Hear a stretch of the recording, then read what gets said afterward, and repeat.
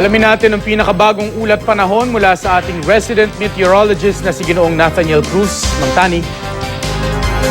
Mark, kapapasok lang na balita, isa ng low pressure area ang bagyong Zoraida ayon sa Pag-asa. Kaya naman ibinaba na ng ahensya ang lahat ng public storm warning signal dito sa bansa.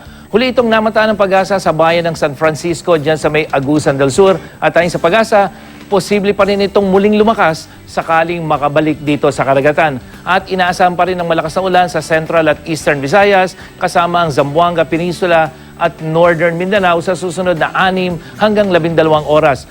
Bukas unti-unti nang gaganda ang panahon sa malaking bahagi ng Mindanao, lalong-lalo na dito sa may eastern section, pero base sa datos ng Weather Central, hanggang sa katamtamang ulan ang maaaring maranasan dyan sa may Zamboanga Peninsula, Soxargen at Northern Mindanao.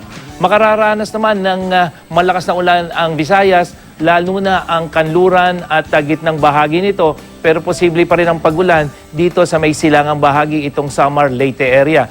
Gayon din ang inaasahan sa lalawigan ng Palawan kung saan posibleng dumaan itong low pressure area pagkatapos na tumawid dito sa Mindanao. Makararanas din ang katamtamang lakas ng ulan at maulap na papawirin ang iba pang bahagi ng Luzon kasama na itong Southern o itong Bicol region, habang may hinang ulan naman ang maranasan sa Central at Northern section dahil pa rin sa patuloy na umiiral na hanging amihan.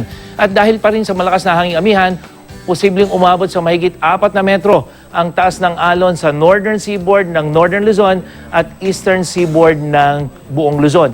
Kaya babala ng Pag-asa sa mga gumagamit ng maliliit na sasakyang pandagat, iwasan muna ang mga nabanggit na baybayin.